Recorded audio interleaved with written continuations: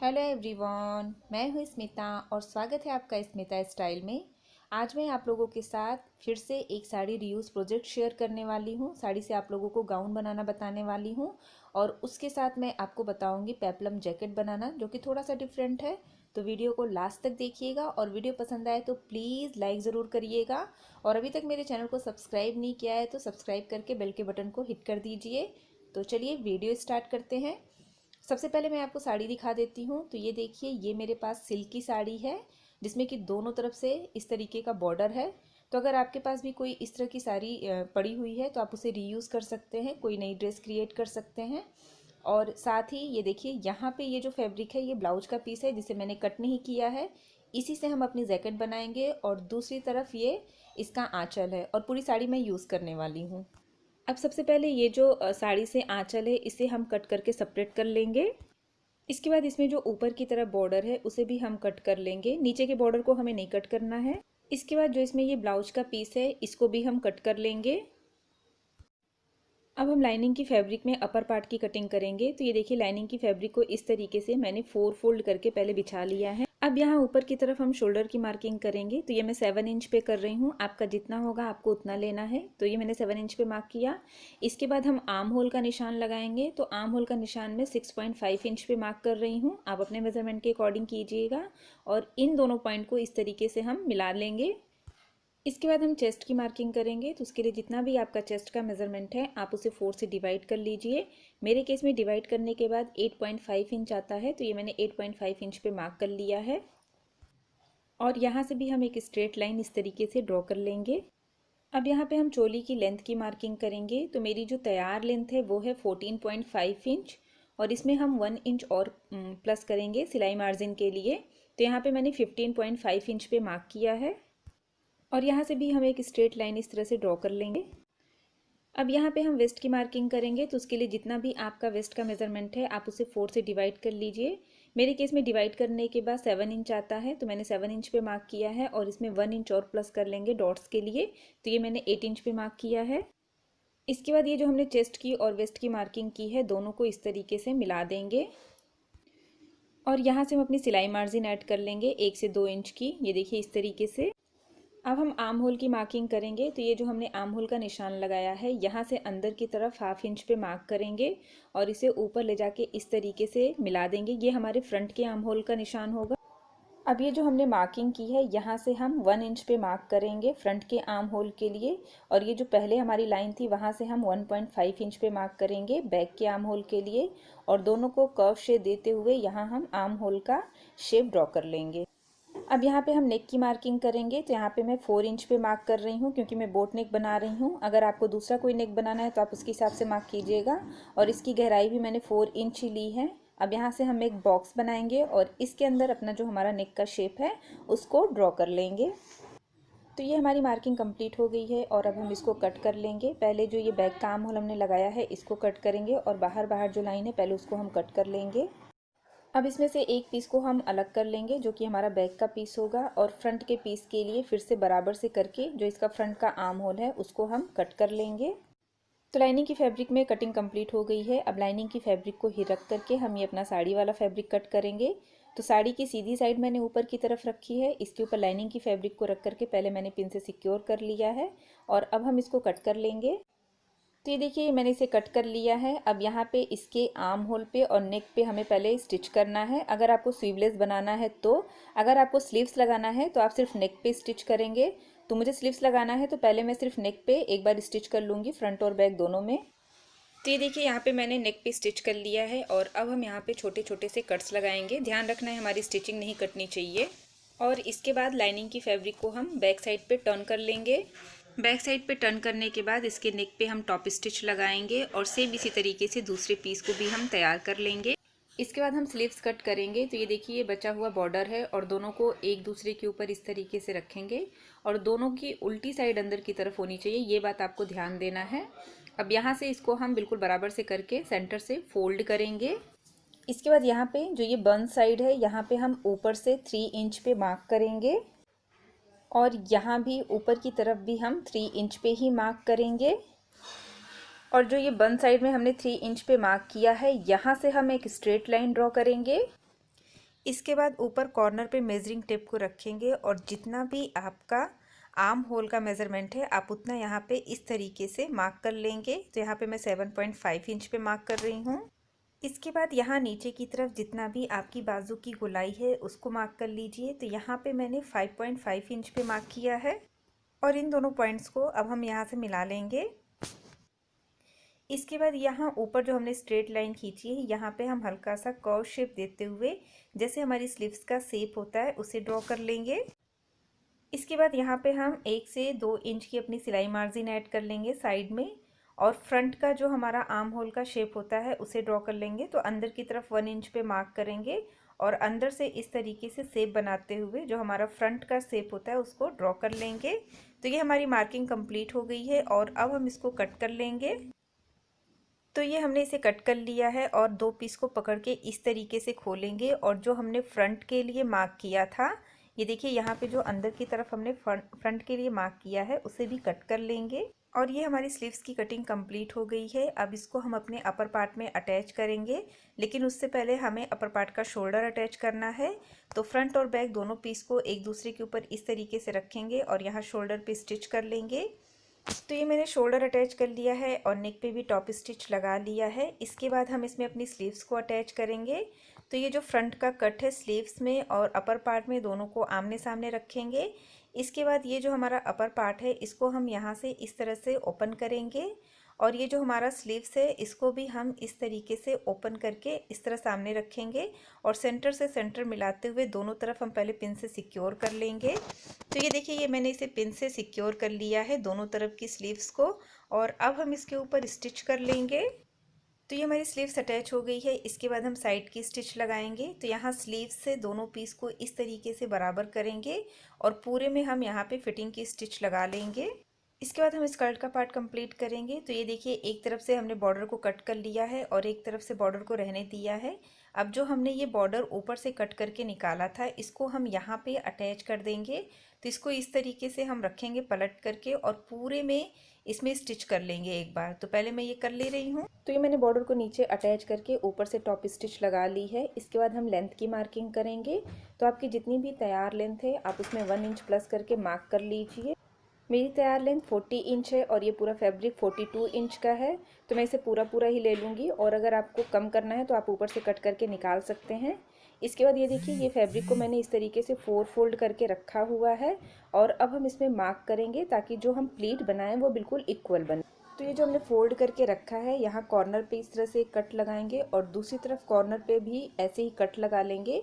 अब ये जो हमारा पूरा फैब्रिक है, पूरी साड़ी है, वो 4th पार्ट में डिवाइड हो गई है। अब यहाँ हम एक कॉर्नर से इसमें गैदर्स बनाना स्टार्ट करेंगे और जो हमने मार्क किया है वहाँ तक हमें पूरा इसमें गैदर्स बना करके इसे 7 इंच में कर लेना है, जो कि हमारी वेस्ट का मेज़रमेंट का 4th पार्ट है।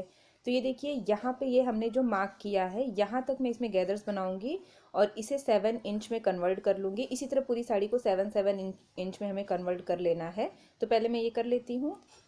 तो ये देखिए पूरी साड़ी मैंने इस तरीके से छोटे छोटे प्लेट्स बना करके इसके ऊपर स्टिच कर लिया है और अब हम इसकी साइड की स्टिच लगाएंगे। तो इसको बैक साइड से इस तरीके से हमें फोल्ड करना है और यहाँ पे ये जो खुली हुई साइड है इसे पूरा स्टिच कर लेना है ऊपर से लेके नीचे तक।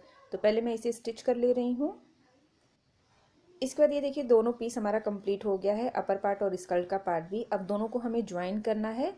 तो दोनों पीस को पहले एक दूसरे के सामने इस तरीके से हमें रखना है।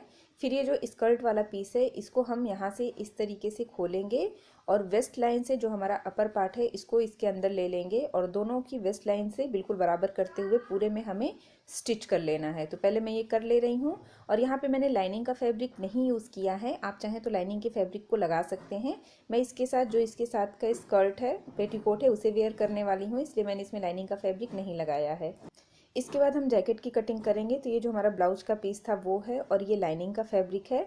सबसे पहले लाइनिंग की फैब्रिक में कटिंग करेंगे। तो लाइनिंग की फैब्रिक को 4 फोल्ड करके मैंने रखा है, 1 साइड मेरी तरफ है और अब हम ऊपर से अपनी मार्किंग स्टार्ट करेंगे। तो जैसे हम अपने अपर पार्ट की मार्किंग करते हैं वैसे ही अभी करेंगे। यहाँ पे मैंने 7 इंच पे मार्क किया है। इसके बाद हम आर्म होल का निशान लगाएंगे। तो ये मैं 6 इंच पे मार्क कर रही हूँ और अब इन दोनों पॉइंट को हमें इस तरीके से मिला देना है। इसके बाद हम वेस्ट की मार्किंग करेंगे। तो उसके लिए जितना भी आपका वेस्ट का मेज़रमेंट है आप उसे पहले 4 से डिवाइड कर लीजिए। मेरे केस में 4 से डिवाइड करने के बाद 8.5 इंच आता है, तो ये मैंने 8.5 इंच पे यहाँ पे मार्क कर लिया है और यहाँ से भी हम एक स्ट्रेट लाइन ड्रॉ कर लेंगे। इसके बाद हम अपनी लेंथ की मार्किंग करेंगे, तो उसके लिए जितनी भी आपकी तैयार लेंथ है आप उसमें 1 इंच प्लस करके मार्क कर लीजिए। यहाँ पे 15 इंच पे मार्क किया है और यहाँ पे हम करेंगे वेस्ट की मार्किंग। और वेस्ट की मार्किंग के लिए जितना भी आपका वेस्ट का मेज़रमेंट है आप उसे 4 से डिवाइड कर लीजिए। मेरे केस में डिवाइड करने के बाद 7 इंच आता है और इसमें 1 इंच और प्लस करेंगे हम डॉट्स के लिए, तो ये मैंने 8 इंच पे मार्क किया है। और ऊपर जो हमने चेस्ट की मार्किंग की है और नीचे जो हमने वेस्ट की मार्किंग की है, दोनों को अब हम मिला देंगे। इसके बाद यहाँ पे हम आर्म होल की मार्किंग करेंगे, तो उसके लिए सबसे पहले फ्रंट के आर्म होल के लिए अंदर की तरफ 1/2 इंच पे यहाँ पे हम मार्क करेंगे और ऊपर से यहाँ से इसको इस तरीके से हम मिला देंगे। इसके बाद यहाँ पे हम बैक के आर्म होल के लिए निशान लगाएंगे, तो ये मैं 1.5 इंच पे मार्क कर रही हूँ और फ्रंट के आर्म होल के लिए जो हमने अभी मार्क किया है वहाँ से 1 इंच पे मार्क करूँगी और अपने आर्म होल का जो शेप है उसे हम यहाँ पे ड्रॉ कर लेंगे। इसके बाद यहाँ पे हम सिलाई मार्जिन ऐड कर लेंगे। अब यहाँ पे हम नेक की मार्किंग करेंगे, तो ये मैंने 2.5 इंच पे किया है और इसकी जो गहराई है वो मैंने 3 इंच पे मार्क किया है फ्रंट के लिए और बैक के लिए 1.5 इंच पे मार्क करूँगी। और यहाँ से हम एक बॉक्स बना लेंगे और इसमें अपना नेक का शेप ड्रॉ कर लेंगे।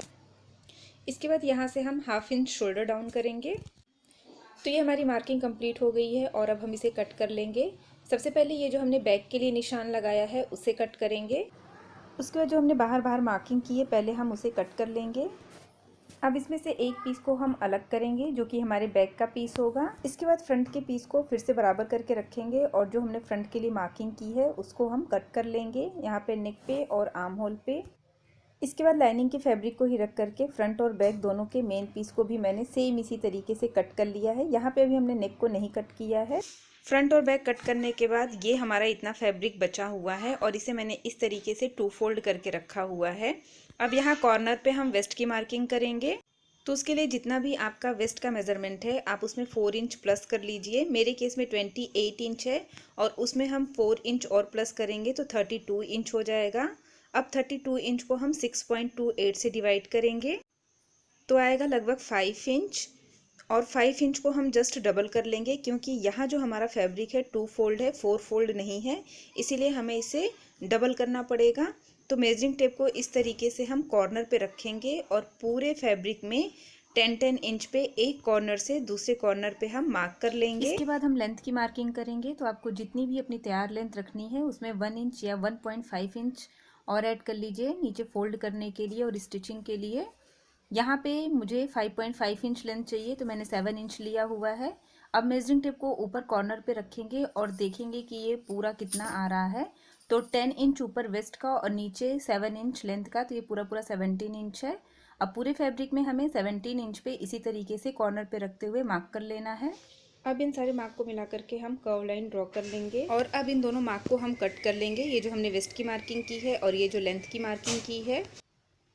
तो ये देखिए ये हमारी फ्रिल की कटिंग हो चुकी है जो कि हमारे जैकेट में नीचे इस तरह से अटैच होगी। इसके बाद हम नेक को बनाएंगे, तो ये देखिए ये मैंने फ्यूज़ पेपर लिया हुआ है और इसे इस तरीके से हम डबल फोल्ड करेंगे।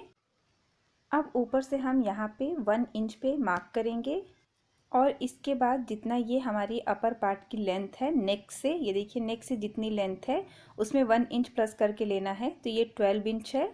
अब ये जो हमने फ्यूज़ पेपर रखा है ऊपर से इसको हम 12 इंच प्लस 1 इंच यानी कि 13 इंच पे यहाँ पे मार्क करेंगे और यहाँ से हम एक स्ट्रेट लाइन ड्रॉ कर लेंगे और ये जो हमने मार्क किया है इतने फ्यूज़ पेपर को हमें कट करके अलग कर लेना है। इसके बाद इस तरीके से फ्यूज़ पेपर को सेंटर से हमें फोल्ड करना है और ऊपर जितनी हमने अपने नेक की विड्थ ली थी उतना हमें यहाँ पे मार्क करना है। तो ऊपर हमने 2.5 इंच पे मार्क किया था, यहाँ भी सेंटर पे इस तरह से मेजरिंग टेप को रख करके 2.5 इंच पे मार्क करेंगे और ये जो हमने ऊपर 1 इंच पे मार्क किया है यहाँ से हम शेप ड्रॉ कर लेंगे। तो ये देखिए ये मैंने इसको शेप दे दिया है। अब इसको हम सेंटर से फोल्ड करेंगे और ये जो हमने मार्क किया है इसके ऊपर हमें इसे कट कर लेना है। तो ये मैंने इसे कट कर लिया है और जब हम इसको खोलेंगे तो ये कुछ इस तरीके से दिखाई देगा। अब ये जो हमने शेप ड्रॉ किया है इसके किनारे किनारे 1 इंच की मार्जिन लेते हुए हमें इस तरीके से मार्क कर लेना है। और ये जो मार्क हमने किया है इसके ऊपर अब हमें कट कर लेना है। तो ये मैंने इसे कट कर लिया है। अब लाइनिंग की फैब्रिक के ऊपर इसको इस तरीके से रखेंगे और प्रेस की हेल्प से पहले हम इसे स्टिक कर लेंगे। इसके बाद थोड़ा थोड़ा 1 इंच जितना फैब्रिक छोड़ते हुए जो एक्स्ट्रा फैब्रिक है उससे हम कट कर देंगे। इसके बाद ये जो एक्स्ट्रा फैब्रिक है इसको बिल्कुल बराबर से, ये देखिए जैसे जैसे फ्यूज़ पेपर है उसके किनारे किनारे अंदर की तरफ इस तरफ फोल्ड करेंगे और पूरे में एक बार हम स्टिच कर लेंगे। तो ये देखिए मैंने इसे स्टिच कर लिया है। अब जो एक्स्ट्रा फैब्रिक है उसे हम कट करके इस तरीके से निकाल देंगे। इसके बाद इसको हम इस तरह से सेंटर से फोल्ड करेंगे और इसका सेंटर मार्क कर लेंगे। इसके बाद ये हमारा फ्रंट का पीस है और इसे मैंने लाइनिंग की फैब्रिक के साथ स्टिक कर लिया है। अब इसको भी इस तरीके से हमें सेंटर से फोल्ड करना है और इसका भी सेंटर हमें मार्क कर लेना है। इसके बाद ये जो हमने नेक बनाया है इसको इसके ऊपर रखेंगे, मेन पीस के ऊपर, और मेन पीस की सीधी साइड ऊपर की तरफ है। और सेंटर पॉइंट से सेंटर पॉइंट मिलाते हुए दोनों पीस को हमें पिन से पहले सिक्योर कर लेना है। तो देखिए मैंने इसे पिन से सिक्योर कर लिया है। और ये जो हमारा बुकरम है अब इसके किनारे किनारे हमें स्टिच करना है। बुकरम के ऊपर हमें स्टिच नहीं करना है, बिल्कुल उसके किनारे किनारे हमें पूरे में इस तरह से स्टिच करना है। तो पहले मैं ये कर ले रही हूँ। तो ये मैंने इसे स्टिच कर लिया है। अब ये जो अंदर एक्स्ट्रा फैब्रिक है स्टिच करने के बाद इसे हमें कट करके निकालना है। तो पहले हम इसको इस तरीके से सेंटर से फोल्ड करेंगे और इसे अब हम कट कर लेंगे। इसके बाद 1/2 इंच जितनी मार्जिन छोड़ते हुए बाकी जितना एक्स्ट्रा फैब्रिक है उसे हम कट कर लेंगे। तो ये देखिए मैंने यहाँ पे एक्स्ट्रा फैब्रिक को कट करके निकाल दिया है। अब यहाँ पे हम छोटे छोटे से कट्स लगाएंगे और ये जो बुकरम है इसको अब हम बैक साइड पे इस तरीके से टर्न कर लेंगे और प्रेस से अच्छे से बिठा लेंगे। इसके बाद ये देखिए मैंने अभी यहाँ ऊपर से और नीचे से इसे कट नहीं किया है, पहले हम नेक कट करेंगे और शोल्डर अटैच करेंगे। तो ये मैंने शोल्डर अटैच कर लिया है और नेक को कट कर लिया है। अब यहाँ से हम इसको ओपन करेंगे। तो ये देखिए यहाँ पे जैसे मैं आपको वीडियो में दिखा रही हूँ सेम इसी तरीके से इसको पहले हम ऊपर से कट करेंगे और इसके बाद इसको अब हम नीचे से भी कट कर लेंगे। तो ये देखिए मैंने इसे पूरा कट कर लिया है और ये फ्रंट से ओपन हो गया। अब हम इसके नेक को स्टिच करेंगे। तो यहाँ पे मैंने ये फ्रिल बनाई है और इसका डिटेल वीडियो मैंने आप लोगों के साथ शेयर किया हुआ है, फिर भी मैं आपको बता देती हूँ थोड़ा सा। यहाँ पे मैंने 4 इंच की पट्टी कट की थी। इसके बाद इसको डबल फोल्ड करके इसमें प्लीट्स बना लिया है।